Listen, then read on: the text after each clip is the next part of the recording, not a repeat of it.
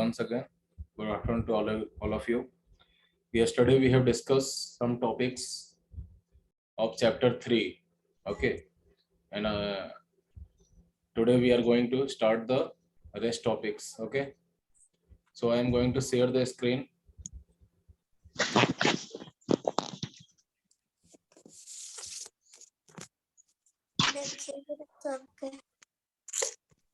Okay, screen available है आपके सामने.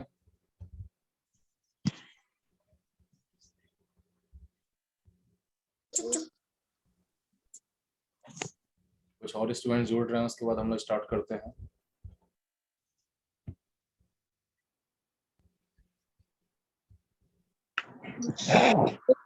सर सर आप वेरिएशन इन शेल्टर्स का पढ़ा रहे थे.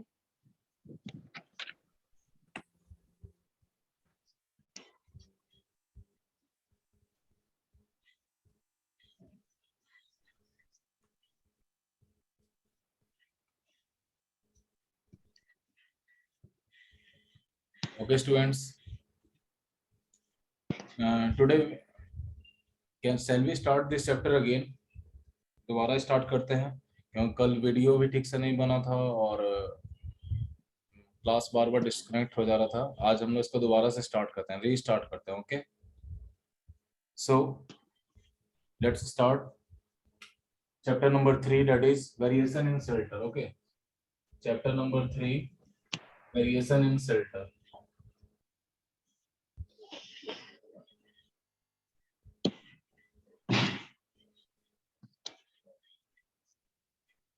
ठीक है, चैप्टर नंबर 3 आपका वेरिएशन इन शेल्टर. इसको हम लोग स्टार्ट करते हैं. फर्स्ट दोबारा से रीस्टार्ट करें इस चैप्टर को. कल हमने डिस्कस किया था बट प्रॉब्लम के कारण दोबारा से इसको आज रीस्टार्ट करते रहे.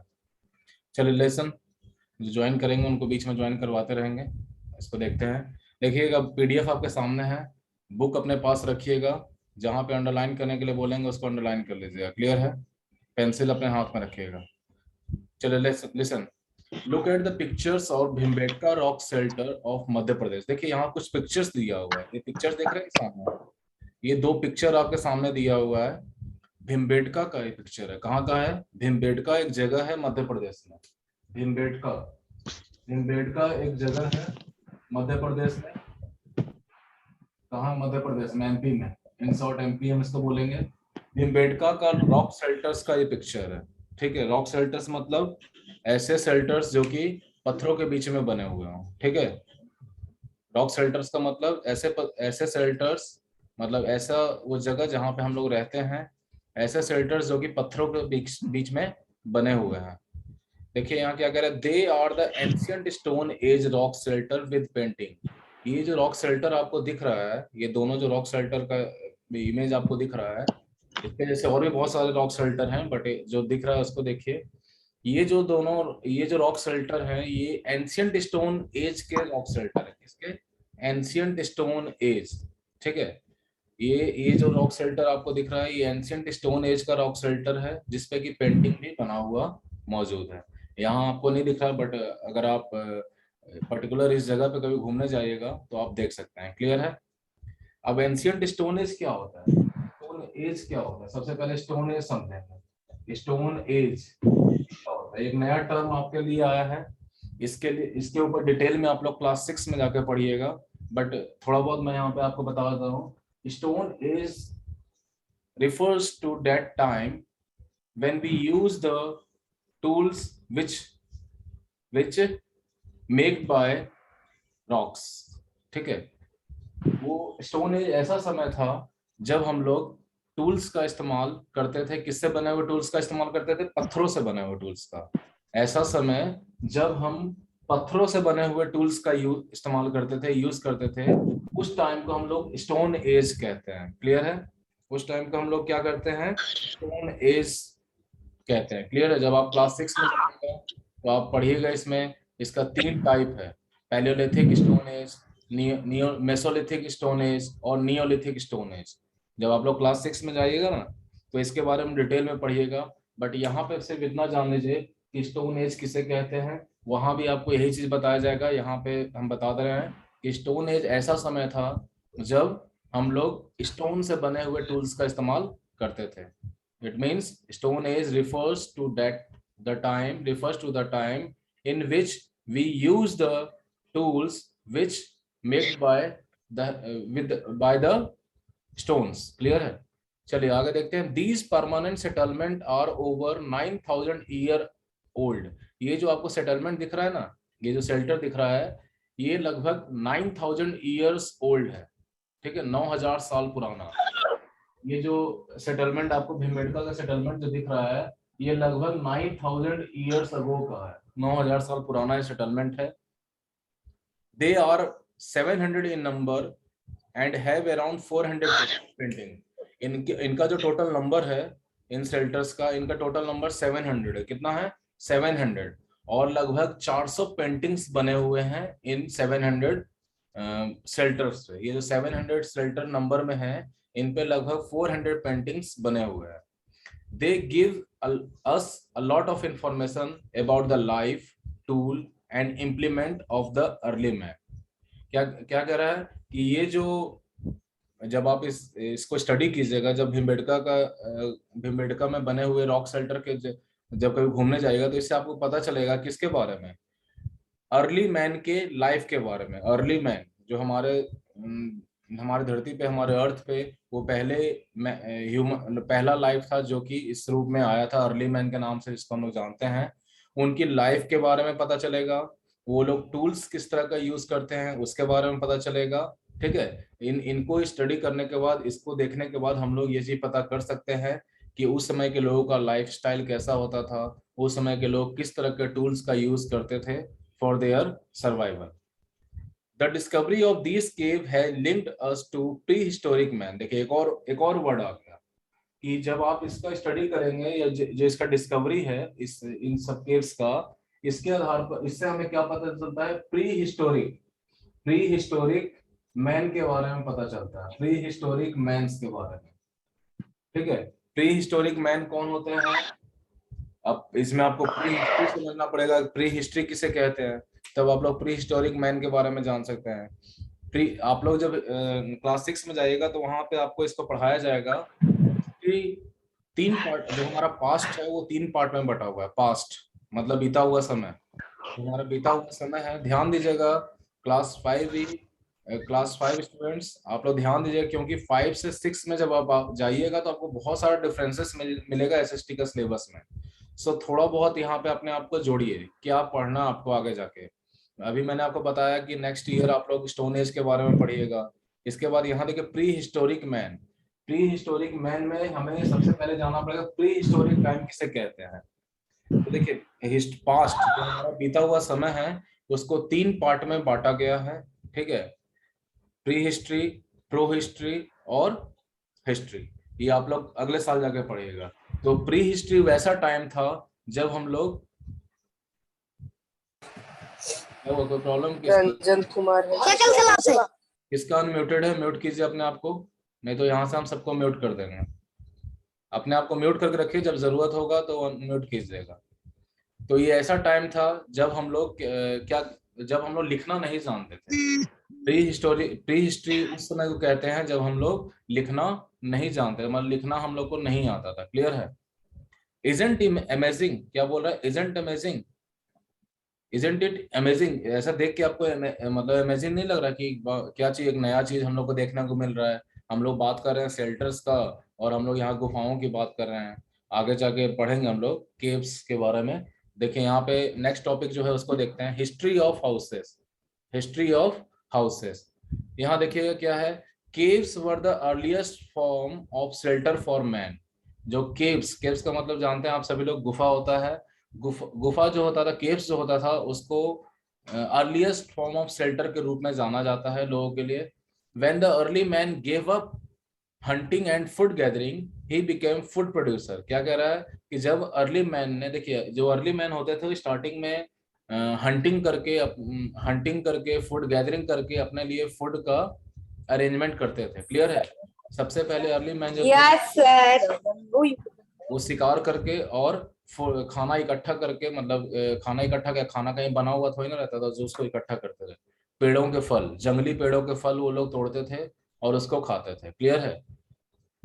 तो ये क्या करे, when the early man gave up hunting and food gathering, जब अर्ली मैन ने शिकार करना छोड़ दिया, फूड गैदरिंग करना छोड़ दिया, तो वो क्या बन गया, he became a food producer. जब अर्ली मैन ने हंटिंग करना छोड़ दिया और शिकार करना, सॉरी हंटिंग बोला, हंटिंग का मतलब शिकार करना हो गया, एंड फूड गैदरिंग करना छोड़ दिया, तो अर्ली मैन फूड प्रोड्यूसर बन गया। फूड प्रोड्यूसर का मतलब जैसे आज के समय में जो हमारे फार्मर्स हैं उनको हम फूड प्रोड्यूसर के रूप में जानते हैं। मतलब ऐसा इंसान या ऐसे लोग। सर आपका आवाज क्या आ रहा है? क्या सर आपका आवाज कट कट के आ रहा है। सबके पास कट के जा रहा है? संजना, नो सर ठीक है। आ रहा है। जिसके पास, संजना बोलिएगा, क्लियर है? Kavya clear? Yes sir, cut के नहीं आ रहा आवाज। देखिए जिसके पास कट के जा रहा होगा, I think there is a network problem. उनके साइड से नेटवर्क प्रॉब्लम होगा, मेरे साइड से नेटवर्क बहुत अच्छा है, कोई दिक्कत नहीं है। अब उसमें आप बाद में वीडियो देख लीजिएगा, वीडियो में आपको आवाज पूरा क्लियर सुनाई देगा अगर जिसको प्रॉब्लम है नेटवर्क का। चलिए यहाँ देखते हैं। देखिए यहाँ के बाद कह रहा है this was the beginning of agriculture. जब अर्ली मैन फूड प्रोड्यूसर बन गए तो उस समय से एग्रीकल्चर की शुरुआत हुई, मतलब खेती करना लोगों ने शुरू किया। ठीक है, it brought a great change in his life and type of dwelling. जब अर्ली मैन ने एग्रीकल्चर करना शुरू कर दिया तो इससे क्या हुआ, उनके लाइफ में बहुत बड़ा चेंज आया। और उनके ड्वेलिंग्स में, ड्वेलिंग्स का मतलब होता है जहां वो लोग रहते थे, जहां वो लोग रहते थे। ड्वेलिंग्स का मतलब होता है वो घर, वो प्लेस जहां पे वो लोग रहते थे। उनके ड्वेलिंग्स में और उनके लाइफ में बदलाव आया, मतलब चेंज आया। किस कारण से? जब वो लोग एग्रीकल्चर करना शुरू कर दिए। Now he started living a settled life close to water bodies as he needed water for his crops and other domestic activity. अब देखिए, जब आप एग्रीकल्चर करेंगे तो आपको पानी का जरूरत होगा। ठीक है, तो पानी का जरूरत होगा तो पानी के ऐसा एरिया में आप रहिएगा जहाँ पे मौजूद होगा। तो अब अर्ली मैन ने क्या किया कि वाटर बॉडीज, मतलब रिवर के पास, रिवर के आसपास में जितने जो जहां जहां उन लोग को ऐसा जगह जहां पर उनको पानी मिलता था, वहीं पे अपना उन्होंने सेटलमेंट बनाना शुरू कर दिया, ताकि जो क्रॉप्स वो लोग प्रोड्यूस करेंगे उसमें पानी आसानी से दिया जा सके, और साथ ही साथ डोमेस्टिक एक्टिविटीज में भी उनको पानी का हेल्प मिले। क्लियर है? आगे देखिएगा, he start building huts with branches and leaves of tree. आप देखिए, जब इंसान एक जगह रहना शुरू कर दिया, जब अर्ली मैन ने एक जगह रहना शुरू कर दिया, तो उसने केव को छोड़कर हट्स का फॉर्मेशन करना शुरू कर दिया। अब हट का फॉर्मेशन किस चीज से होता था? ब्रांचेस से एंड लीव्स ऑफ ट्रीज से, मतलब ट्रीज के जो ब्रांचेस होते थे उसका यूज करके और लीव्स का यूज करके अर्ली मैन ने हट्स बनाना शुरू कर दिया। Okay student, I am going to mute all of you. Okay, क्योंकि डिस्टरबेंस हो रहा है। मैं सबको म्यूट कर रहा हूँ, जब जरूरत पड़ेगा तो अनम्यूट करेंगे। ओके, जिसको कोई प्रॉब्लम होगा वो आप हैंड रेज कीजिएगा, जिसको प्रॉब्लम होगा वो हैंड रेज कीजिएगा। ठीक है, तब हम उसको अनम्यूट करेंगे। Tanyakant, what are you doing? Tanya, you are in the class. आपके अगल बगल में जो है उनको बोलिए साइड हटने के लिए। तान्या, आर यू लिसनिंग में? तो डिस्टरबेंस क्रिएट मत होने दीजिए क्लास में। चलिए आगे देखते हैं। हम लोग डिस्कस कर रहे थे कि जब अर्ली मैन ने एक जगह रहना शुरू कर दिया तो उन्होंने केव्स को छोड़कर हट्स का फॉर्मेशन करना शुरू कर दिया। हट का मतलब आप जानते हैं, जो स्लम एरिया में देखते हैं होंगे आप लोग, झोपड़ी वगैरह बना रहता है, उसको हट्स बोलते हैं। अब ये हट्स कैसे बनता था? स्टार्टिंग में branches and leaves of trees, पेड़ के जो ब्रांचेस होते थे और पत्ते होते थे उसका यूज करके हट्स का फॉर्मेशन किया जाता था। Later on the early man discovered that the wall of hut could be made with mud. देखिए, बाद में अर्ली मैन ने एक डिस्कवरी किया, उसमें उन्होंने ये देखा कि जो दीवार जो होता है इसका, हट्स का, उसको मड का मतलब मिट्टी के सहारे भी बनाया जा सकता है। क्लियर है?